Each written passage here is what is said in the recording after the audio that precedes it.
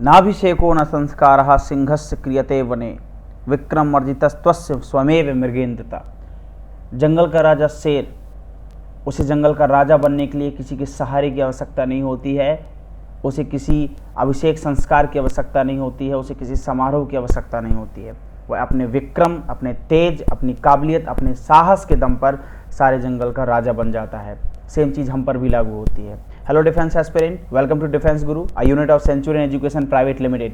तो आज हम बात करने वाले हैं इसी तरह के एक सिंह के बारे में जिसने कश्मीर से लेके नर्मदा नदी तक और सिंध से लेके बंगाल तक यानी ब्रह्मपुत्र नदी तक अपना साम्राज्य फैला दिया। वो भी अपने अकेले दम पर, न किसी का सहारा लिया, न उसको पुश्तैनी साम्राज्य मिला अपने पिता की तरफ से।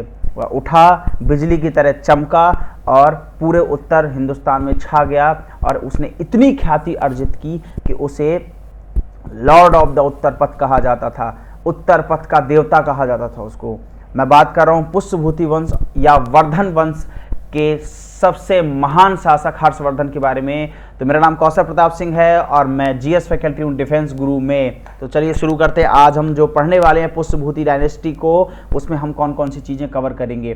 तो पुष्यभूति डायनेस्टी में हम कवर करने जा रहे हैं, सबसे पहले हम बात करेंगे राइज ऑफ द एम्पायर की, कि ये एम्पायर कैसे उठा और छा गया।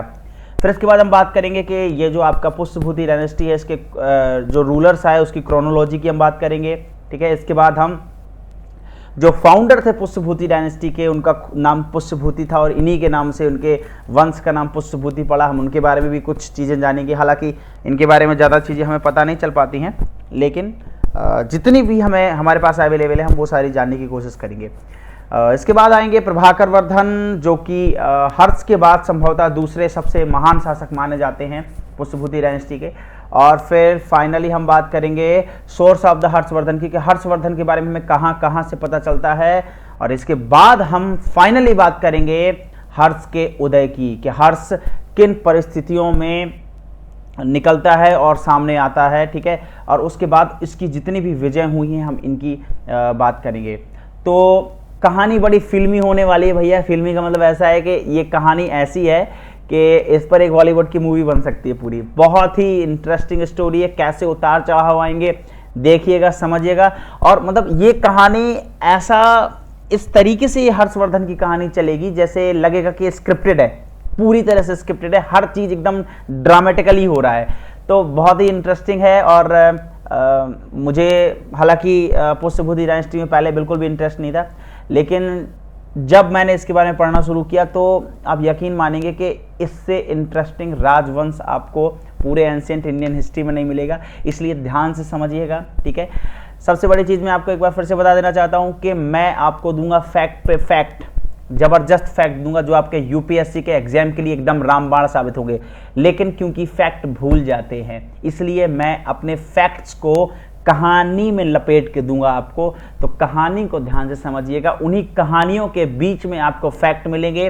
और फैक्ट आपको अगर भूल भी जाएं तो कहानी की थीम आपको नहीं भूलेगी, इसलिए मेरे एक एक शब्द को ध्यान से सुनिएगा। फिर से एक बार बता दूं, लिखा इसमें टू द पॉइंट है, लेकिन मैं जो बोलूंगा उसमें और भी बहुत सारे डेटा मिलेंगे। तो लिखा हुआ जो है उसको भी ध्यान से देखना है और जो मैं बोलूंगा उसको भी ध्यान से देखना है, और दोनों को नोट करते जाना है, मेरे बोलने वाले शब्द को और लिखे वाले शब्दों को। डेटाज नोट करने हैं आपको, ठीक है, कहानी नोट नहीं करनी है। तो शुरू करते हैं। हम सबसे पहले बात करते हैं राइज ऑफ द एम्पायर की। क्या हुआ आखिर, कितना महान साम्राज्य, शुरुआत कैसे होती है, यहां से देखते हैं। तो सबसे पहले हम देखेंगे कि आपको पता है इसके पहले वाले लेक्चर में हमने गुप्ता डायनेस्टी के बारे में पढ़ा था। और गुप्ता डायनेस्टी का जो अंत हुआ था, पतन हुआ था, वो 550 एडी में हुआ था, ठीक है। 550 एडी में गुप्ता एम्पायर खत्म, एकदम ध्वस्त हो गया। अब इतना बड़ा साम्राज्य गुप्तास का था तो वो गया कहाँ? वो गया यहाँ के बहुत सारे जो इंडिपेंडेंट किंगडम थे वो आज़ाद हो गए, उन्होंने अपने सेपरेट किंगडम बना लिए और नॉर्थ इंडिया में एकदम उथल पुथल मच गई थी। ये आपका जो 6th सेंचुरी का जो मिडिल पार्ट है, mid of the 6th century, ये एकदम बिल्कुल उतार चढ़ाव से भरा पड़ा है। बहुत भयानक क्राइसिस आ रहे हैं। गुप्त साम्राज्य के अंत के बाद एकदम छोटे छोटे से किंगडम उभर गए। उसमें से जो 4 सबसे शक्तिशाली साबित हुए वो थे आपके, मैंने लिखा हुआ है, आप नोट भी करते जाएंगे। एक थे थानेश्वर, और और इसके बाद आपका आता है मौखारीज, फिर गौड़ और फिर मालवा। ये 4 सबसे इंपॉर्टेंट माने जाते हैं। अब यहां पर देखिएगा, ये थानेश्वर है, आज वर्तमान में हरियाणा में एक जगह पड़ती है थानेसर, तो थानेसर का ही ये पुराना नाम था थानेश्वर, या इसी का जो मूल नाम था वो था स्थानेश्वर। स्थानेश्वर नाम था उसका। स्थानेश्वर का मतलब होता है किसी पर्टिकुलर जगह का ईश्वर। तो स्थानेश्वर था, बाद में थानेश्वर हो गया, फिर आज थानेसर हो गया। तो ये सबसे पावरफुल बन के उभरा नॉर्थ इंडिया में, और इसी डायनेस्टी को वर्धन डायनेस्टी भी कहा जाता है। और क्योंकि इसके पहले जो किंग थे, जो इसके संस्थापक थे, फाउंडर थे, उनका नाम था पुष्यभूति, और इसलिए इस डायनेस्टी को पुष्यभूति डायनेस्टी भी कहा जाता है। ये एक ऐसी डायनेस्टी है जो आगे चल के लिटरेचर और फॉरेन डिटेल और आर्कियोलॉजी, मतलब तीनों तरह के इसके बारे में प्रूफ हमें मिलते हैं। तीनों तरह के प्रूफ कैसे देखे गए? इतिहास में 3 तरह के प्रूफ को लेके चला जाता है। और सबसे पहले तो देखते हैं कि उसका लिखे हुए कोई प्रमाण है कि नहीं। लोगों ने जो लिखा है उसके बारे में, उससे हमें क्या पता चलता है, तो इसको लिटरेचर बोलते हैं। ठीक है, ये लिखित साक्ष्य कहा जाता है इनको। ये होना बहुत जरूरी है, क्योंकि अगर ये नहीं होंगे तो हमें डिटेल पता नहीं चलेगी। इसके बाद फॉरेन डिटेल, यानी कि आसपास के जो किंगडम थे उन्होंने उस राजा के बारे में क्या बताया, उनकी कैसे बनती थी, पॉलिटिकल स्ट्रक्चर कैसा था, सिस्टम कैसा था, युद्ध वगैरह होते थे कि नहीं, कंपटीशन होता था कि नहीं, ये सारी चीज़ें हमें कैसे पता चलेंगी? फॉरेन डिटेल से। इसके बाद ये दोनों सही हैं कि नहीं, सही तरीके से वर्णन कर पा रहे हैं कि नहीं, तब हम क्या करेंगे? आर्कियोलॉजिकल प्रूफ देखेंगे। अगर इनका लिखा हुआ जितना भी वर्णन है वो आर्कियोलॉजी से मैच करेगा तो हम मानेंगे कि हाँ सही है, नहीं तो हम मानेंगे कि फेक है या मनगढ़ंत है। ठीक है, जैसे एक किताब में लिखा गया कि भैया लखनऊ में एक बहुत बड़ा इमामबाड़ा बना हुआ है, उसका स्ट्रक्चर ऐसा है।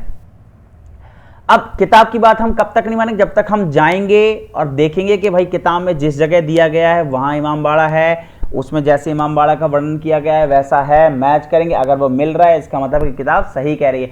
ये तीनों में बैलेंस देखना होता है, और ये तीनों तरह के प्रूफ मिलते हैं हमें पुष्यभूति डायनेस्टी के, तो देखेंगे। अच्छा, अब आपके दिमाग में एक चीज़ आ रही होगी कि इस किंगडम के बनने के पहले ये लोग करते क्या थे, क्योंकि कोई साधारण आदमी है, कोई किसान एकदम से इतना बड़ा किंगडम नहीं बना सकता है ना।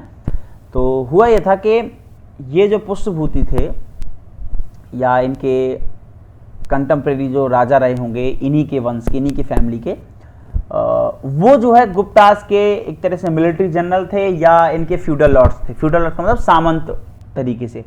उस टाइम सामंतों को महाराज के नाम से जाना जाता, महाराज कहा जाता था। तो राजा को जनरली सम्राट या राजा ने जो अपनी पर्टिकुलर उपाधि ले रखी है उसके नाम से राजा को जानते थे।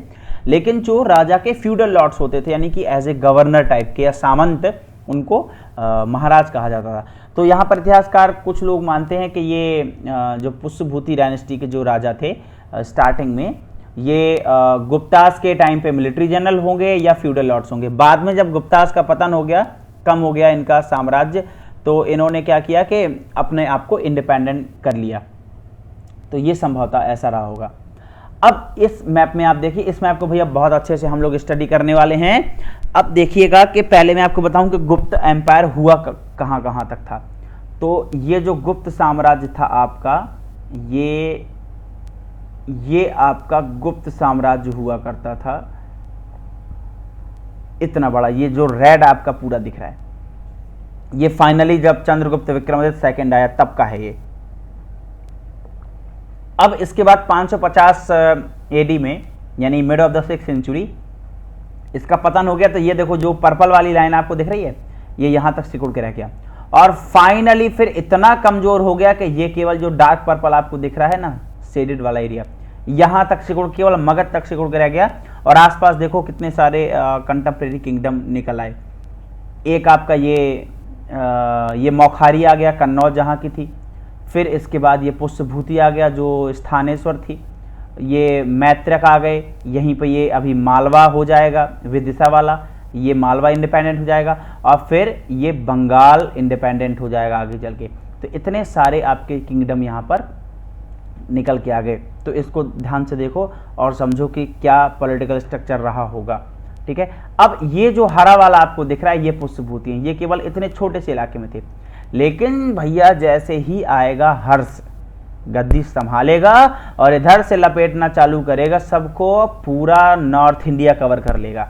इसलिए मैंने वो शेर वाला एग्जाम्पल आपको स्टार्टिंग में दिया था, ठीक है। तो पुष्पभूति के बारे में थोड़ा सा जानते हैं, पुष्पभूति कौन थे। यहाँ पर कहानियाँ बताऊंगा आपको, बड़े ही मज़ेदार कहानियाँ होने वाली हैं और मज़ा आएगा आपको, ध्यान से सुनिएगा, फैक्ट भी मिलेंगे।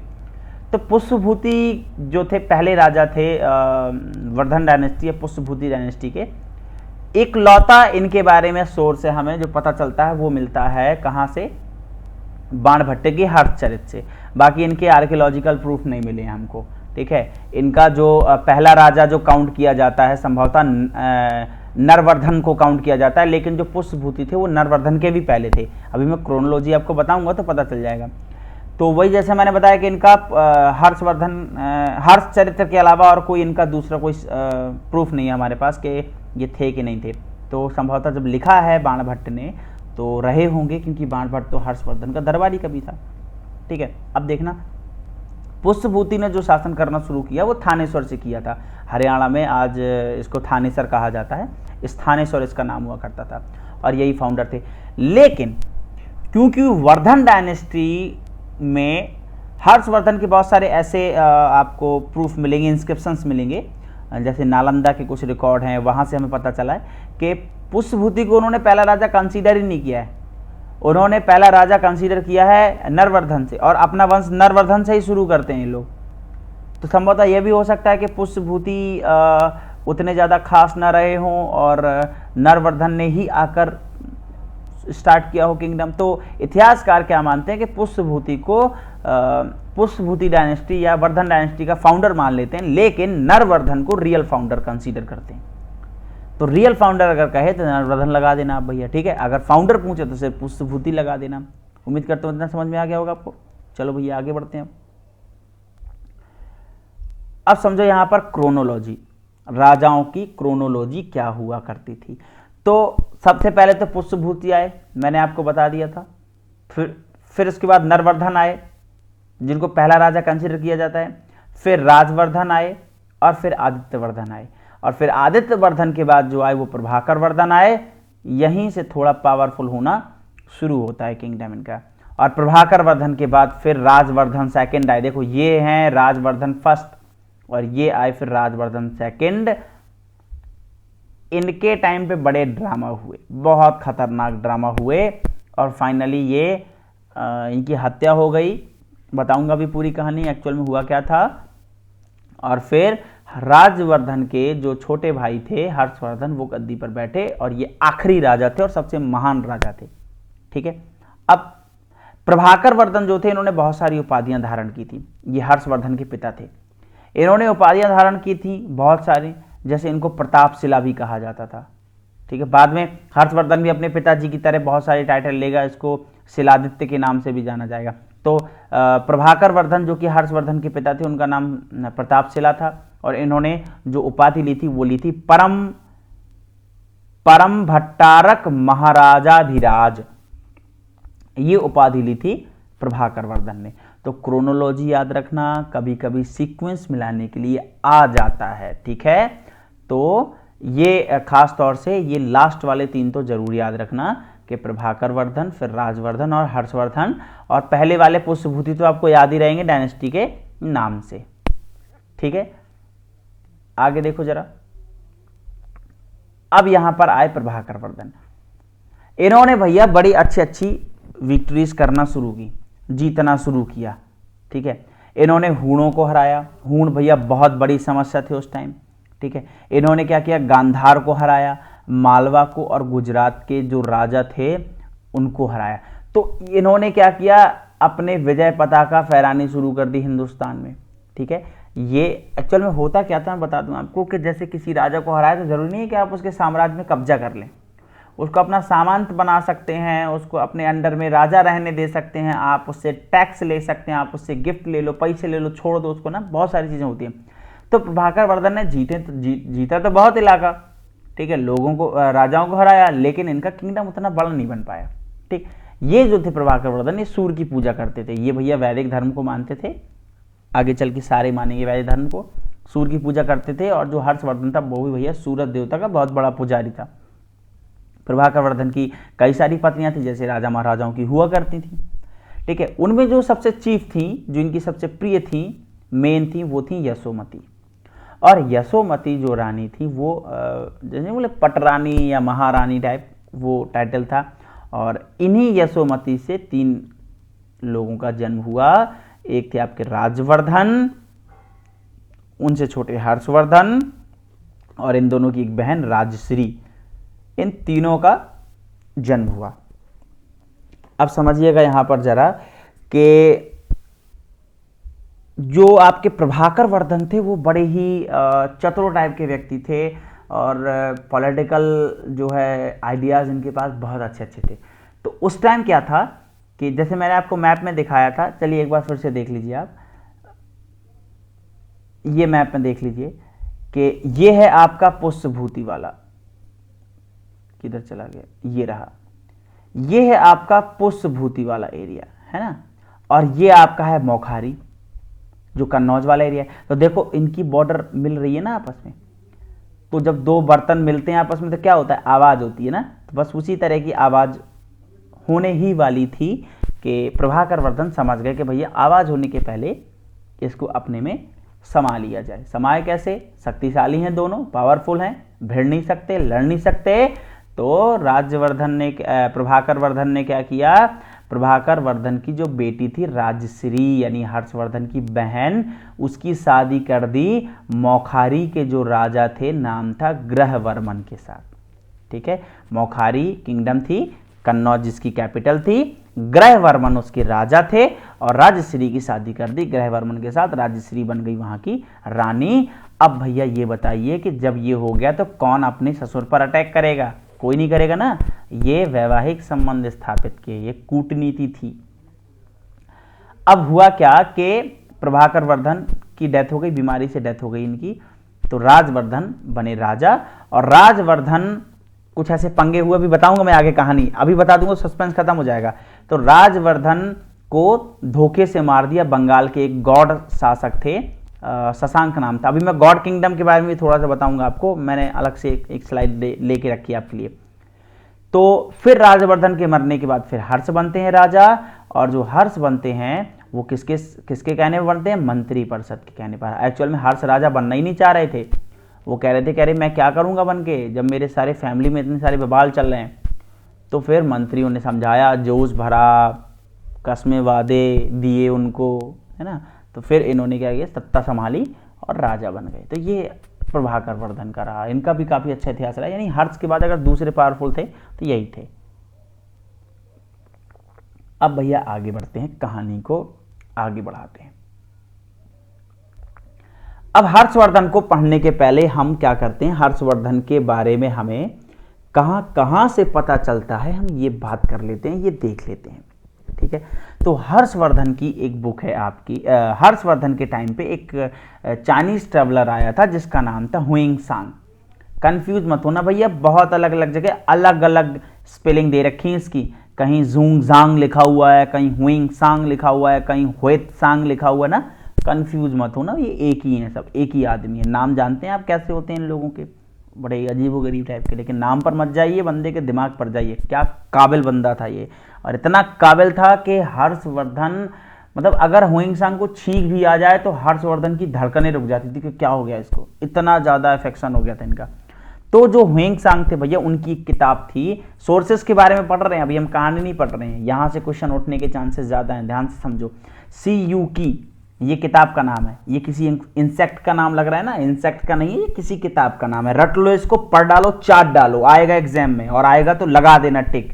CUKI नाम था, राइटर थे हुइंग सांग, ठीक है। इन्होंने बहुत डिटेल एक्सप्लेन किया है हर्षवर्धन के बारे में, बहुत अच्छे से, पॉलिटिकल, सोशल, रिलीजियस और इकोनॉमिक, हर चीज के बारे में डिस्कस किया इन्होंने। उस टाइम की इंडिया की इकोनॉमिक कंडीशन क्या थी, सब चीज के बारे में CUKI नामक किताब में मिलता है, ठीक है। हर्षवर्धन के दरबार में 8 साल रहे। अब जब भैया 8 साल रहे होंगे तो चीज़ें तो पता चली गई होंगी कैसी हैं, और जो जो पता चला वो उन्होंने छाप दिया अपने किताब में। किताब का नाम फिर से रट लो एक बार, CUKI, बोलो 50 बार CUKI, CUKI, याद हो जाएगा। आगे बढ़ते हैं। ह्वेंग सांग के व्यक्तिगत लाइफ के बारे में जो हमें पता चलता है वो ह्वेंग सांग की बायोग्राफी से पता चलता है। और ह्वेंग सांग की जो बायोग्राफी लिखी थी वो लिखी थी हुए ली ने। तो ये सब हुए हैं, ये ह्वेंग सांग है और ये हुए ली है। तो पढ़ लीजिए, इनको रट डालिए अच्छे से। ह्वेंग सांग की बायोग्राफी किसने लिखी थी? हुए ली ने लिखी थी। ठीक है, अपनी बायोग्राफी थोड़ी लिखता है, अपनी तो ऑटोबायोग्राफी लिखता है ना। तो ह्वेंग सांग के बारे में हमें पता चलता है हुए ली की किताब से। चलिए आगे बढ़ते हैं। तो यहाँ ये एक बहुत बड़ा इंपॉर्टेंट सोर्स है। बहुत इंपॉर्टेंट क्या, मुझे लग रहा है कि ये संभवतः सबसे इंपॉर्टेंट सोर्स में से आता है जो हर्षवर्धन के बारे में हमें चीजें बताता है। ठीक है, आगे बढ़ते हैं हम जरा। अगला सोर्स है हमारा हर्षवर्धन का, वो है बाणभट्ट की किताब। बाणभट्ट जो कि हर्षवर्धन के दरबारी कवि थे और इनके परम प्रिय मित्र भी थे। ठीक है, जैसे आप लोग हमारे प्रिय विद्यार्थी, वैसे इनके ये प्रिय मित्र थे। बाणभट्ट नाम था, इनके दरबारी कवि थे। इन्होंने दो किताबें लिखी। किन्होंने? बाणभट्ट ने। एक किताब का नाम था हर्षचरित्र जो कि बायोग्राफी थी हर्षवर्धन की, और दूसरी बुक थी कादंबरी। ये एक बहुत ही पॉपुलर एक उपन्यास हुआ है, पॉपुलर नोवेल हुआ है ये। ठीक है, तो ये जो हर्षवर्धन है, ये हर्षवर्धन जो हर्षचरित्र है, ये किताब है, ये हर्षवर्धन के व्यक्तिगत लाइफ के बारे में सब कुछ बताती है। ठीक है, लेकिन ये किताब अधूरी है। अधूरी क्यों है? क्योंकि बाणभट्ट ने इसको लिखा ही नहीं पूरा। पता नहीं क्या हुआ एकदम से कि आधी किताब लिखी उसके बाद से गायब। तो जहां तक लिखी है वहां तक की कहानी में बताऊंगा आपको।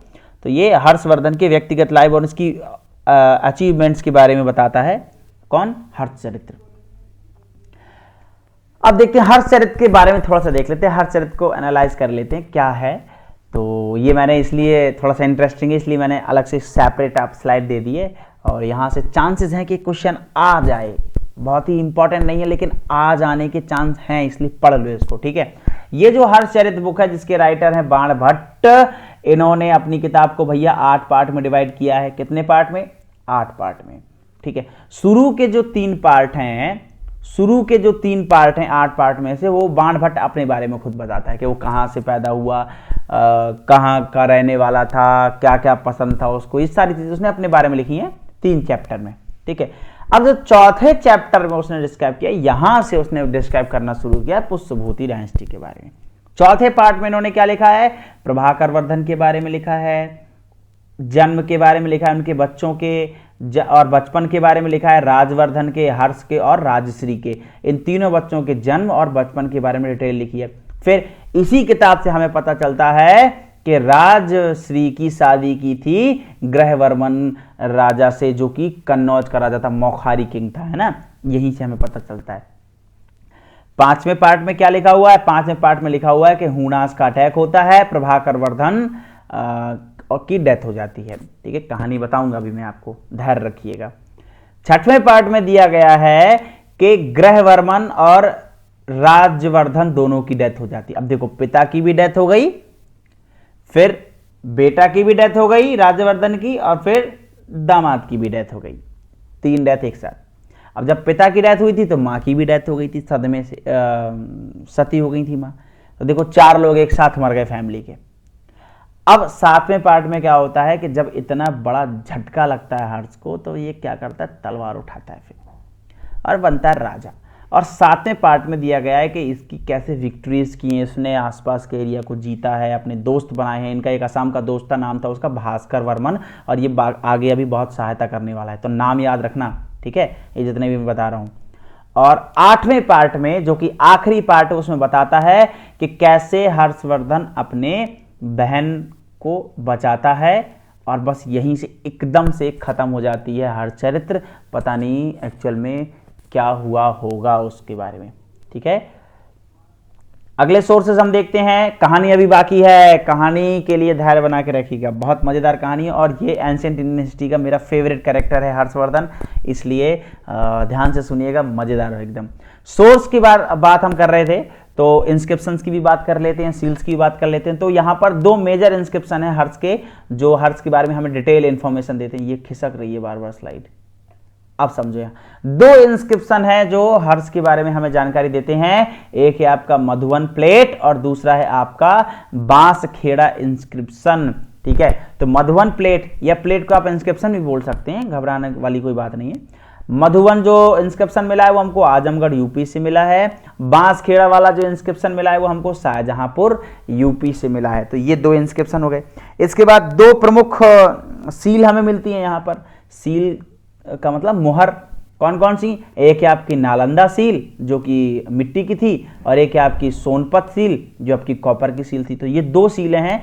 इन 2 सीलों में हर्षवर्धन के नाम हमें पता चलते हैं। किसी में शिलादित्य लिखा है, किसी में परम भट्टारक लिखा है, किसी में परमित। तो ये बहुत सारे नाम हमको मिलते हैं।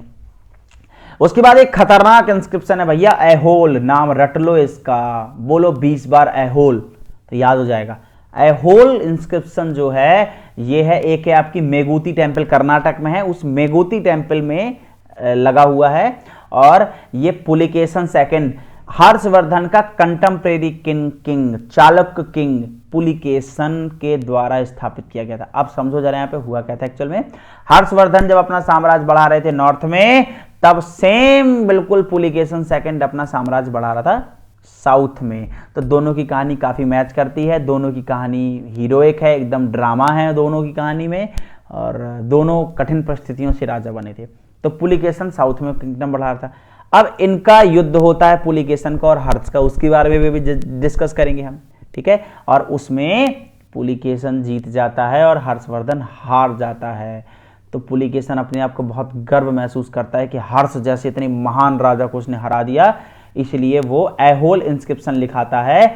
इसमें हमें इस युद्ध की जानकारी मिलती है ऐहोल इंस्क्रिप्शन में, ठीक है। तो याद रखना, ये ऊपर वाले जितने भी हैं ये सब हर्ष से रिलेट करते हैं, लेकिन जो ऐहोल इंस्क्रिप्शन है ये पुलिकेशन सेकंड को रिप्रेजेंट करता है। और पुलिकेशन सेकंड के एक दरबारी कवि थे जिनका नाम था रवि कीर्ति। रवि कीर्ति ने इसको कंपोज किया था, इसको लिखाया था, ठीक है। इन सारी चीजों से हमें हर्ष के बारे में बहुत सारी चीजें पता चलती हैं। अब बात आ गई भाई, चित्र देख लो जरा, ठीक है। मधुवन प्लेट का देख लेते हैं, फिर बांसखेड़ा का देख लेते हैं। यहाँ पे फैक्ट भी आपको 1-2 बढ़िया बढ़िया मिल जाएंगे। ये है आपका मधुवन प्लेट, ठीक है, जो कि ये संस्कृत लैंग्वेज है और देवनागरी स्क्रिप्ट में लिखी गई है। इसमें बहुत सारे डिटेल दिए गए हैं, पिता के नाम दिए गए हैं, हर्षवर्धन के बारे में दिया गया है, इनके वंश के बारे में दिया गया है, बहुत सारी चीज़ें दी गई हैं, और इनके सैनिक अभियानों के बारे में छिटपुट चीज़ें मिलती हैं हमको। तो ये मधुवन प्लेट है, आपको पढ़ना नहीं है, ये इसलिए मैं दिखा रहा हूँ ताकि दिमाग में रहे कि हाँ मधुवन प्लेट जैसा कोई इंस्क्रिप्शन था हर्षवर्धन के टाइम पे। ये देख लो, ये बांसखेड़ा प्लेट है, और ये बांसखेड़ा प्लेट है, बहुत ही पॉपुलर है, ठीक है। अब ये इंपॉर्टेंट है, क्यों इंपॉर्टेंट है बता रहा हूँ अभी, 1 सेकेंड रुकिए। बांसखेड़ा प्लेट इसलिए इंपॉर्टेंट है क्योंकि नीचे देखो बड़े बड़े अक्षरों में कुछ दिख रहा है आपको, ये क्या है? ये है हर्षवर्धन के सिग्नेचर, हर्षवर्धन के हस्ताक्षर, ठीक है। चलो थोड़ा सा बड़ा करके देखते हैं हर्षवर्धन के हस्ताक्षर को। ये देख लो, ये हैं हर्षवर्धन के हस्ताक्षर, और ये इन्होंने क्या लिखा है, हमें कैसे पता चला? हमें कैसे पता चला कि हर्षवर्धन के हस्ताक्षर हैं? नीचे हमने पढ़ा उसको, देवनागरी स्क्रिप्ट, पुरानी स्क्रिप्ट है देवनागरी की, आज की देवनागरी से मैच नहीं कर रही होगी ना, थोड़ा सा अलग है।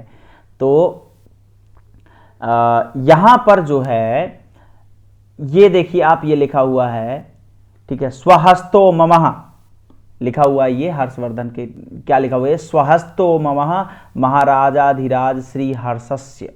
ये जो है ऑटोग्राफ है किंग हर्ष का, ठीक है। तो ये अगर क्वेश्चन आ जाए कि बांसखेड़ा प्लेट है या बांसखेड़ा इंस्क्रिप्शन है आपका, उसमें किस राजा के सिग्नेचर मिले हैं, तो लगा देना हर्षवर्धन। या क्वेश्चन पूछे कि हर्षवर्धन ने अपने किस इंस्क्रिप्शन में सिग्नेचर किए हैं, तो लगा देना बांसखेड़ा प्लेट, ठीक है। तो चलिए भाई आगे बढ़ते हैं। ये है आपका ऐहोल इंस्क्रिप्शन, ठीक है। ध्यान से देखो, ये हिंदी तो वो आपको देवनागरी तो लग नहीं रही है ना, ये कौन सी है? ये आपकी साउथ इंडिया की स्क्रिप्ट है कोई, ठीक है, और लेकिन है संस्कृत, भाषा संस्कृत है, स्क्रिप्ट साउथ इंडियन है, ठीक है। आगे देखते हैं।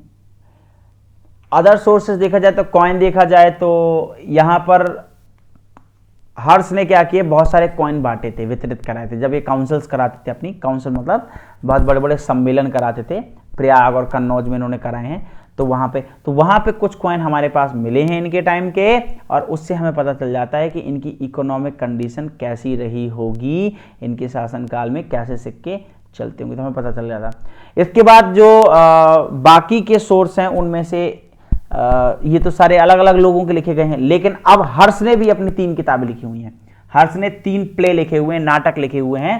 एक है आपका रत्नावली, दूसरा है आपका प्रियदर्शिका, फिर है आपका नागनंदा। तो ये अलग अलग इन्होंने 3 प्ले लिखे हुए हैं हर्षवर्धन ने, याद रखना, ठीक है। अब समझते हैं जरा, कहानी सुनाने का वक्त आ गया है अब। लेकिन कहानी के पहले जो नाम बार बार आएगा वो आएगा, गौड़ राजा नाम था शशांक, उसका नाम आएगा। तो यहां से भैया समझना ध्यान से, क्योंकि कहानी आने वाली है, ठीक है। अब देखना यहाँ पे हुआ क्या था, ये गौड़ के बारे में देख लो। यहाँ पे एक राजा था शशांक, ठीक है, वो अपने गौड़ डायनेस्टी का सबसे पावरफुल रूलर था, और ये संभवतः उसी ने स्थापित की थी जो गौड़ डायनेस्टी थी आपकी। इनकी जो कैपिटल थी ये आपकी थी कर्णसवर्ण। कर्णसवर्ण जो आपकी जो ये वेस्ट बंगाल वाला किंगडम है आपका, याद रखिएगा, ये बंगाल का जो आज का एरिया है वो वाला इनका साम्राज्य था। इसने क्या किया, कन्नौज पे कर दी चढ़ाई। एक्चुअल में हुआ क्या था कि मैं आपको बता दूंगा कि मालवा का एक राजा था, और उस मालवा के राजा के साथ इसके अच्छे संबंध थे, इसके शशांक के। तो मालवा के राजा ने क्या किया, इनके साथ मिलकर कन्नौज पर कर दिया अटैक, और कन्नौज पर जब अटैक किया तब कन्नौज को हरा दिया और ग्रहवर्मन को खत्म कर दिया, है ना। तो यहां पर ये बहुत इंपॉर्टेंट है कि मालवा के साथ मिलकर किया था कन्नौज पर अटैक। यहां पर स्टेटमेंट वाले क्वेश्चन आएंगे, इसलिए इसको ध्यान से समझना जरा हुआ क्या था, ठीक है। अब यहां पर क्या है कि ये भैया बड़ा ही खतरनाक आदमी था, और मतलब बहुत ही दुष्ट प्रवृत्ति का आदमी आप कह सकते हैं, ठीक है। यहां पर एक चीजें पता चलती हैं कि ये बड़ा इंटॉलरेंट किस्म का आदमी था बुद्धिज्म के लिए, मतलब बहुत ही नेगेटिव मेंटालिटी वाला। और ऐसा कहा जाता है कि जो आपका ये शशांक था, इतना चिढ़ता था बुद्धिज्म से, इतना चिढ़ता था कि इसने बोधि वृक्ष को कटवा के गंगा में फेंकवा दिया था। ये इस तरह की कहानियां मिलती हैं। फाइनली क्या किया इसने, मौखारी इस पे अटैक किया, ग्रहवर्मन को खत्म किया, और राजश्री जो कि ग्रहवर्मन की क्या थी, वाइफ थी, और हर्षवर्धन की बहन थी, इसको जेल में बंद कर दिया। यहीं से कहानी ट्विस्ट लेती है। फिर क्या हुआ कि जो फाइनली गौड़ ने क्या किया कि राजवर्धन की धोखे से हत्या कर दी। तो ये रहा, बाद में फिर हर्ष आया और इसने बदला लेने के लिए चढ़ाई भी किया गौड़ किंगडम के ऊपर। तो ये नाम जो बार बार आएगा शशांक का, ये याद रखना आप। अब यहाँ पर समझो कहानी के हर्ष की उत्पत्ति कैसे होती है। तो भैया मैं कहानी सुनाने जा रहा हूं, अब सुनना, क्योंकि कहानी में है फैक्ट और ये आपको बहुत अच्छे से समझ में आएंगे। अब हुआ क्या था कि राजा थे आपके प्रभाकर वर्धन, समझना ध्यान से। राजा थे प्रभाकर वर्धन, और प्रभाकर वर्धन ने अपनी बेटी राजश्री की शादी करी कन्नौज के राजा मौखारी किंग ग्रहवर्मन के साथ, ठीक है। अब ग्रहवर्मन जो कि मौखारी किंग थे, और थानेश्वर यानी कि वर्धन डायनेस्टी, इन दोनों का अच्छा संबंध हो गया, मजबूत हो गए। यही बगल में एक था मालवा, वो कन्नौज पर हमेशा बुरी नजर रखता था और उस पर कब्जा करना चाहता था, ठीक है। इसलिए उसने क्या किया, बंगाल के राजा शशांक के साथ एक ट्रीटी करी, और ट्रीटी करके इन्होंने क्या किया कि उसको बुलाया और यहां पर कन्नौज पर कर दिया अटैक। अब यहां पर हुआ क्या था, इसके पहले समझो जरा। जब प्रभाकर वर्धन थे राजा, उस टाइम इनके नॉर्थ वेस्ट टेरिटरी में, इनके किंगडम के नॉर्थ वेस्ट टेरिटरी में हुड़ों ने किया अटैक। तो जो आपके प्रभाकर वर्धन थे, उन्होंने अपने बड़े बेटे को भेजा। बड़ा बेटा कौन था आपको पता होना चाहिए, राजवर्धन। राजवर्धन अपनी घुड़सवार सेना को लेकर पहुंचा अटैक को रोकने के लिए, और उसके साथ साथ हर्ष भी पीछे पीछे चला। तो राजवर्धन ने हूणों के विरुद्ध युद्ध किया और उनको बहुत बुरी तरह से हरा दिया, लेकिन हर्ष पीछे ही रह गया था। अभी अचानक से थोड़ी देर बाद एक दूत था इनका जिसका नाम था कुरंगक।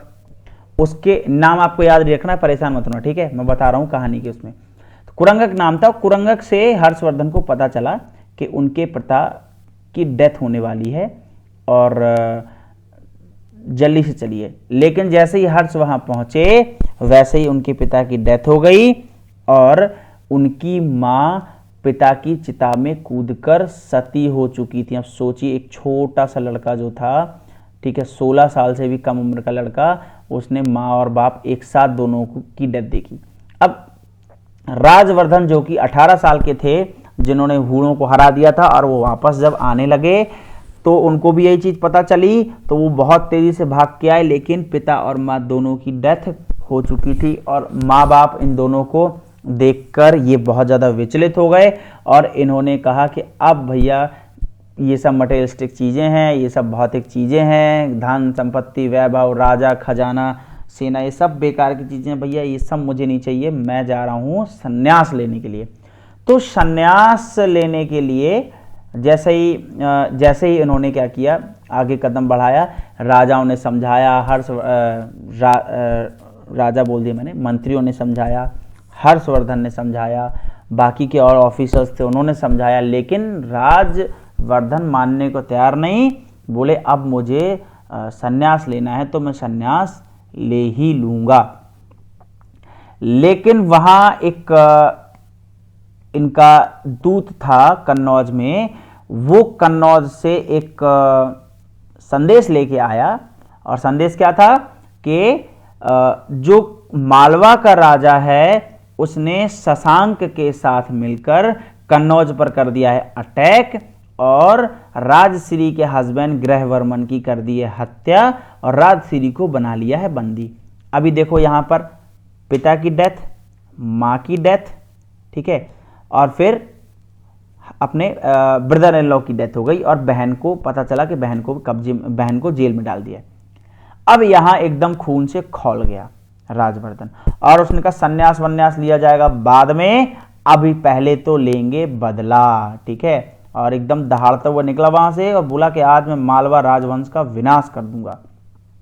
निकला उधर से बहुत ही बड़ी सेना लेकर, और सेना को लेकर इसने किया मालवा पर अटैक, और मालवा को बहुत बुरी तरह से हराया, और उसके राजा को, जिसका नाम था देवगुप्त, जिसने गृहवर्मन की हत्या की थी, देवगुप्त को हराया और हरा के उसको मौत के घाट उतार दिया, बहुत बुरी तरह से उसको मारा।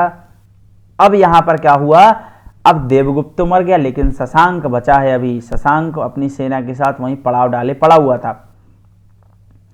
फिर क्या हुआ, शशांक से इनका युद्ध हुआ, और उसी युद्ध के दौरान इन दोनों के बीच में ट्रीटी की बात हुई। कैसे ट्रीटी की बात हुई, शशांक जानता था ये चीज कि देवगुप्त की डेथ हो गई है, उसकी शक्ति आधी हो गई है, और ये बिल्कुल एकदम बदले के लिए पागल है आदमी, ये कुछ भी जो है करने के लिए रेडी रहेगा, मारने के लिए। इसलिए यहाँ पर भलाई इसी में कि इससे बात करके संधि कर ली जाए। शशांक ने राजवर्धन से संधि करने की बात कही और कहा कि देखो, तुम्हारे ब्रदर को जिसने मारा था उसको तुमने मार दिया, बदला तुम्हारा पूरा हो गया, अब तुम एक काम करो, मुझसे ट्रीटी कर लो, बदले में जो जो तुम्हें चाहिए वो हम दे देंगे, और मैं अपने बेटी की शादी भी तुमसे करा दूंगा। राजवर्धन भैया इस प्रलोभन में आ गए और यहाँ पर खाने के लिए इनवाइट किया शशांक ने।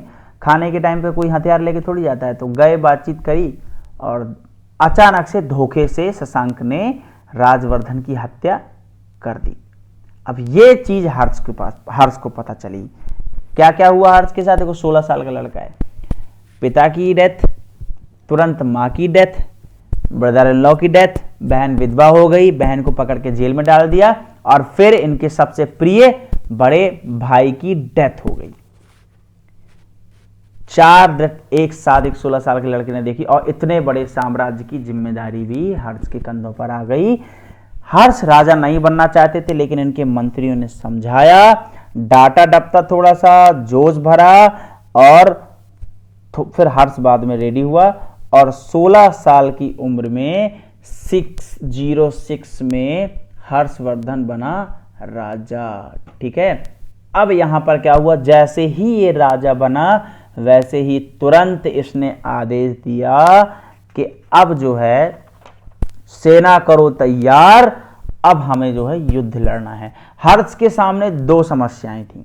कौन कौन सी समस्या? एक समस्या थी कि शशांक को मारकर बड़े भाई का बदला लेना है, क्योंकि शशांक ने बड़े भाई को मारा, और दूसरा राजश्री को कन्नौज की जेल से छुड़ा के उसको वापस लेके आना है और कन्नौज को स्वतंत्र कराना है, जो कि कन्नौज किसके कब्जे में था? शशांक के कब्जे में था। ठीक है, अब इसके अलावा और क्या था कि जैसे ही प्रभाकर वर्धन की डेथ हुई तो आसपास के जो प्रभाकर वर्धन के अंडर में जो राजा थे उन्होंने अपने इंडिपेंडेंट किंगडम घोषित कर दी, जैसे सिंध विंध के आसपास वाले जो एरिया थे वो सब स्वतंत्र हो गए। तो हर्षवर्धन के सामने तीसरी समस्या ये भी थी कि उसे वापस अपने पिता का साम्राज्य एकदम से जो खो गया उसको लेना है।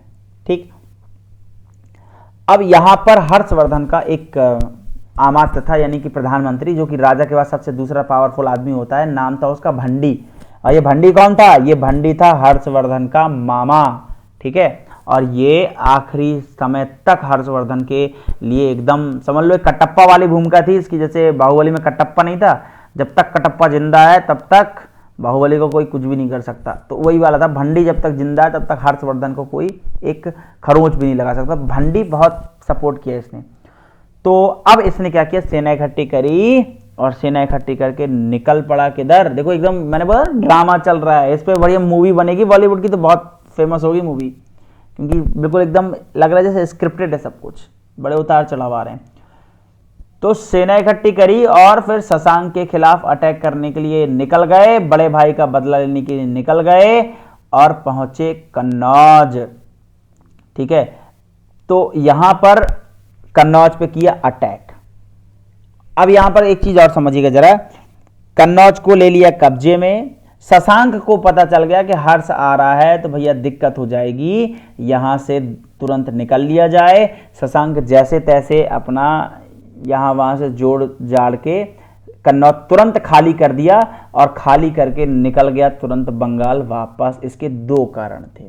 पहली चीज, शशांक कमजोर हो गया था क्योंकि देवगुप्त की डेथ हो गई, जो कि मालवा का राजा था, और उसके बाद कोई सहायता मिल नहीं सकती थी। दूसरा कि यहां पर क्या हुआ कि जैसे ही हर्षवर्धन बढ़ा शशांक के ऊपर अटैक करने के लिए, उसी टाइम असम का एक राजा था, मैंने बताया था नाम उसका, भास्कर वर्मन, है ना। असम का राजा था भास्कर वर्मन, वो भी शशांक का दुश्मन था और हर्ष भी शशांक का दुश्मन है। और चाणक्य नीति क्या कहती है कि दुश्मन का दुश्मन क्या होता है? दोस्त होता है। तो भास्कर वर्मन ने हर्ष को लेटर लिखा और कहा कि भैया इस युद्ध में हम आपके साथ हैं। तो इधर से दो तरफ से घेर लिया शशांक को, तो शशांक को यहां से निकलने में ही भलाई समझी, तो इसलिए वो जान बचाकर निकल लिया।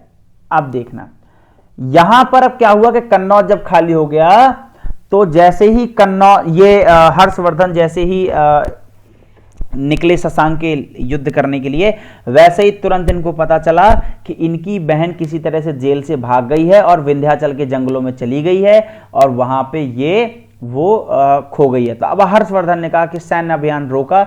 एक्चुअल में ये भी हुआ हो सकता है कि इसने भंडी के नेतृत्व में सैन्य अभियान भेजा हो शशांक यहाँ, और खुद अपना या किसी सहयोगी के साथ राजश्री को ढूंढे निकल गया जंगल पे। ढूंढा तो एक बौद्ध भिक्षु की मदद से उन्हें पता लगाया कि भैया यहाँ राजश्री है, और जैसे ही गया तो जाके उसने देखा तो वो चिता में कूदने ही वाली थी राजश्री, और आत्मदाह करने ही वाली थी क्योंकि उसके हस्बैंड की डेथ हो गई है।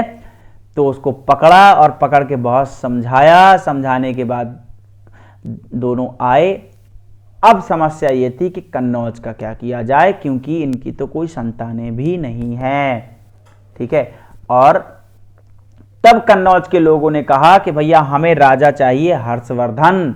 हर्षवर्धन को ही कन्नौज का यानी मौखारी का राजा बनाया जाए, लेकिन हर्षवर्धन ये नहीं चाहते थे। इसलिए उन्होंने क्या किया कि हर्षवर्धन ने अपनी बहन को बैठा दिया कन्नौज की गद्दी में और शासन खुद चलाते थे। कन्नौज का पूरे मौखारी किंगडम का शासन खुद चलाते थे, लेकिन गद्दी पर राजा किसको बनाया? अपनी बहन को। ठीक है, तो यहां पर सबसे इंपॉर्टेंट घटना थी कि मालवा और आसपास के जितने भी कन्नौज दोनों को सक्सीड कर लिया किसने? हर्षवर्धन में। दो इंपॉर्टेंट किंगडम एक हो गए, एक तो थानेश्वर और कन्नौज, दोनों यूनाइटेड हो गए और हर्ष इसके बने रूलर। और हर्षवर्धन ने क्या किया? अपनी राजधानी थानेश्वर से ट्रांसफर करके कहां कर ली? कन्नौज कर दी। और ऐसा मिलता है बाणभट्ट के हर्ष चरित्र में कि ये दोनों एक ही सिंहासन पर दोनों भाई बहन एक साथ बैठकर शासन चलाया करते थे। अब समझिए यहां पे क्या हुआ कि 606 से लेके 612 तक इन 6 सालों में हर्षवर्धन ने अलग अलग अभियान किए और आसपास के राजाओं को जीत लिया और अपना साम्राज्य बढ़ा लिया। पंजाब, कन्नौज, गौड़, देखो गौड़ को तो जीत ही लिया था, मालवा तो जीत ही लिया था आपके सामने, कन्नौज भी आ गया, पंजाब भी जीत लिया, उड़ीसा भी जीता, ठीक है, मिथिला भी जीत लिया। और इतना बड़ा साम्राज्य जब इन्होंने बना लिया तो एक टाइटल लिया शिलादित्य का। ये याद रखना, शिलादित्य का टाइटल किसके पास था? हर्षवर्धन के पास था। उम्मीद करता हूँ ये जो कहानी है बड़ी मजेदार कहानी है, आपको समझ में आई होगी और मजा भी आया होगा। ठीक है, अब यहां पर देखते हैं हर्षवर्धन के विजय अभियान के बारे में। तो अब इतना सब कुछ जब ड्रामा ये खत्म हुआ तो अपनी बहन को कन्नौज में सेव करके और अपने किंगडम को स्टेबल करके ये अपने साथ एक सेना, विशाल सेना लेकर निकला। कितनी सेना थी? 5000 हाथी, 20,000 घुड़सवार सेना, 50,000 इन्फेंट्री, और इतनी सेना को ये लेकर निकला। और निकलने के बाद एक एक करके एरिया जीतता चला गया। वो जो एरिया इसने जीते हैं उनके बारे में हम देख लेते हैं जरा। ठीक है,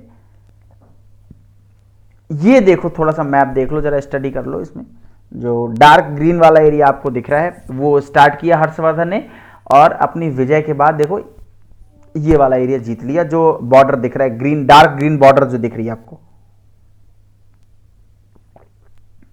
चलिए मैं दिखा दे रहा हूं आपको। ये वाला जो एरिया है ये हर्षवर्धन के पास पहले से था, ठीक है, पिताजी का इनका। और ये जो आपको डार्क बॉर्डर दिख रही है ये हर्षवर्धन ने अपने तलवार के दम पर जीता। और जो लाइट जो आपको ग्रीन दिख रहा है ये वाला एरिया, ये है गौड़ किंगडम। ठीक है, ये गौड़ किंगडम है। शशांक यहाँ का राजा है। शुरुआत उसने यहाँ से करी थी, लेकिन आसपास ये पूरा एरिया जीतता चला गया। ये है आपके, ये देखो ये वाला एरिया, ये आसाम किंगडम है आपका। ठीक है, नाम था इसका क्या? कामरूप। आसाम का पहले नाम क्या था? कामरूप नाम था। और इसके राजा थे भास्कर वर्मन। ठीक है, अब देखो यहाँ से भी सीमाएं, इनकी सीमा मिल रही है ना, यहाँ से हर्ष की भी सीमा मिल रही है, तो दोनों दुश्मन है शशांक के, तो इसका थोड़ा सा फायदा मिला। और देखो नीचे यहाँ पर ये चालुक्य पैदा हो रहे हैं, चालुक्य अपने साम्राज्य को बढ़ा रहे हैं। तो यहीं पे हम लोग बात करेंगे अब इसके विजय अभियानों की। ये टोटल देख लो भैया, हर्षवर्धन का टोटल साम्राज्य इतना था, मैक्सिमम जो इसने फैला पाया था अपने टाइम पे। देखो अकेले दम पर एक आदमी अपना साम्राज्य फैला दे रहा है पूरे नॉर्थ इंडिया में, तो ये बहुत बड़ी बात है। इनको लॉर्ड ऑफ द उत्तर पथ कहा जाता था, उत्तर पथ के ये सम्राट माने जाते थे। आगे देखेंगे, शशांक के साथ युद्ध हुआ।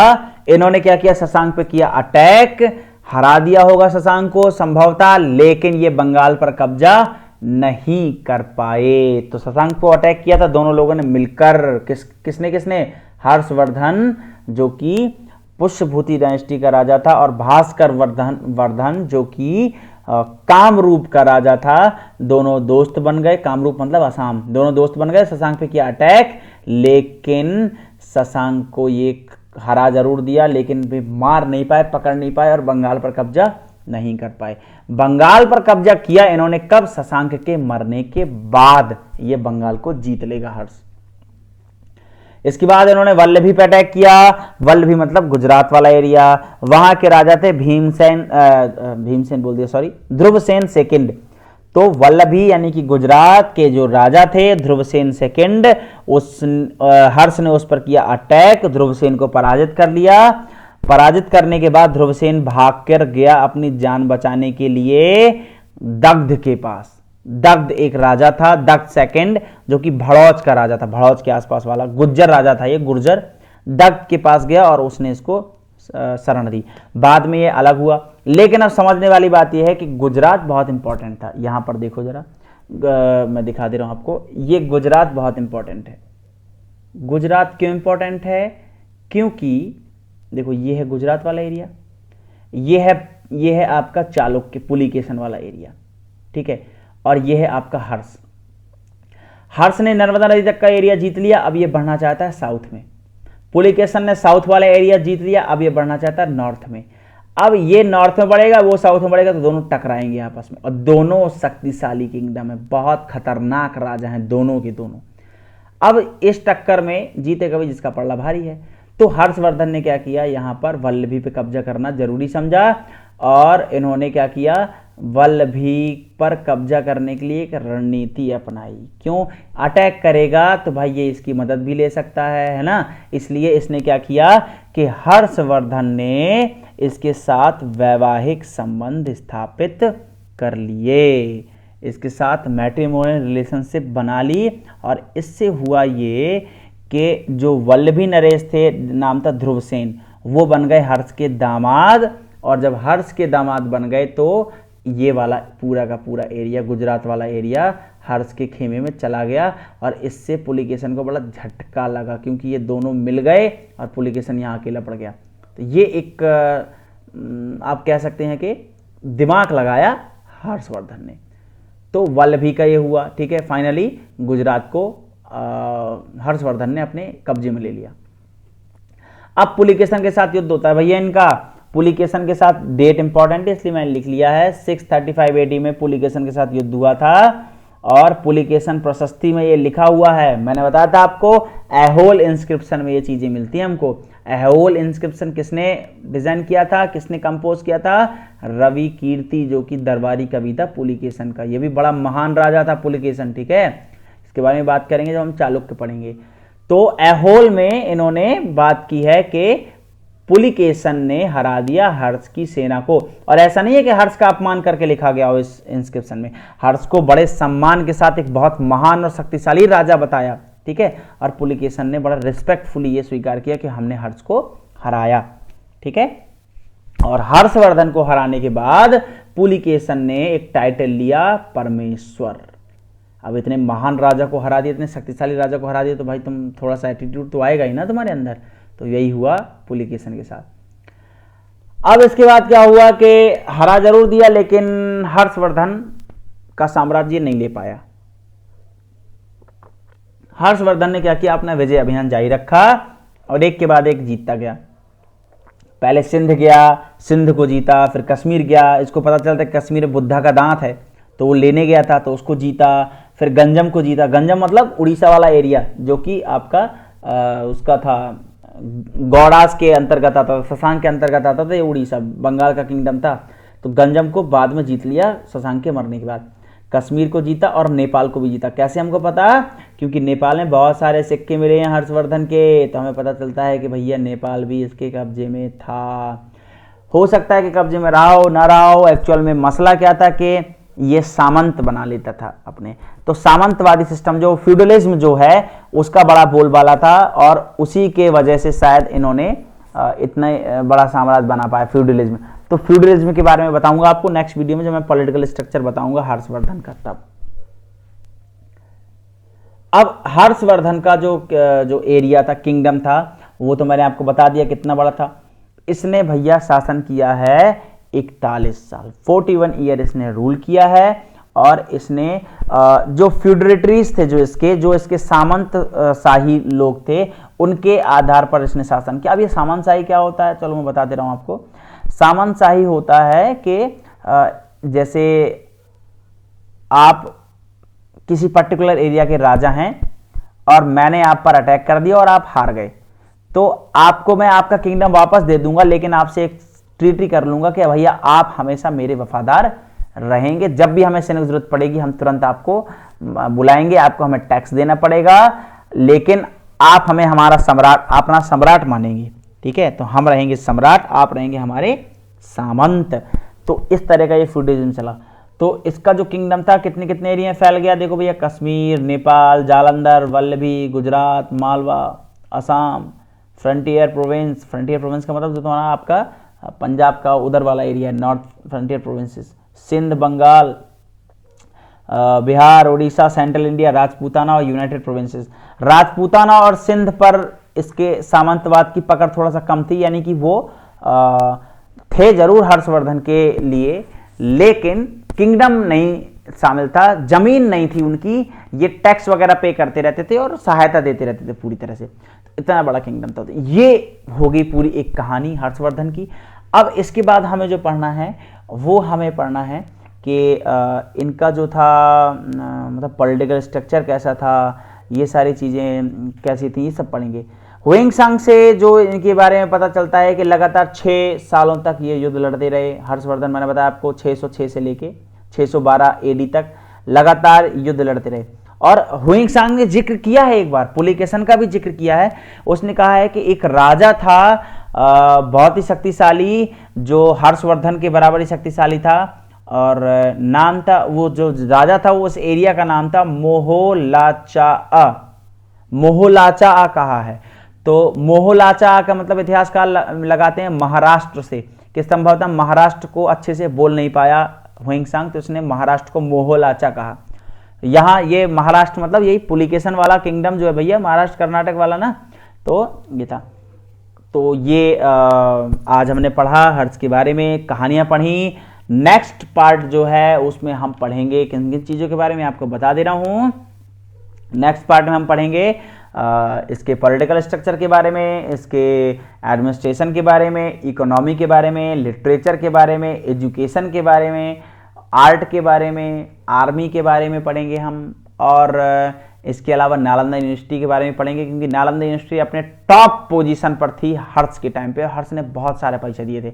इसके बाद इनके रिलीजियस पॉलिसीज़ जो हैं वो उनके बारे में पढ़ेंगे, जो इनकी असेंबलीज हैं वो हम पढ़ेंगे, और फाइनली फिर डेथ हो जाएगी हर्षवर्धन की। तो उम्मीद करता हूँ आज जो हमने पढ़ा आपको समझ में आया होगा बहुत अच्छे से। कहानी इंटरेस्टिंग थी, बार बार पढ़िएगा। और मैंने कोशिश की है कि मैंने हर चीज़ आपको पढ़ा दी हर्ष के बारे में। फर्स्ट पार्ट में इसके व्यक्तिगत जीवन से लेकर हर चीज़ मैंने आपको बता दी है। अब इससे आउट तो नहीं जाएगा कहीं, लेकिन मैं आपको एक सलाह ज़रूर दूंगा कि आप किताब पढ़ना बंद मत करिएगा, पढ़िएगा जरूर, अपनी खुद की रिसर्च करिएगा, नए नए और डेटा निकालिएगा, फैक्ट निकालिएगा। उम्मीद करता हूँ समझ में आया होगा आपको। खुश रहिए और लॉकडाउन का पालन करिए, घर में टिके रहिए, टाइम को यूटिलाइज करिए। God bless you. जय हिंद।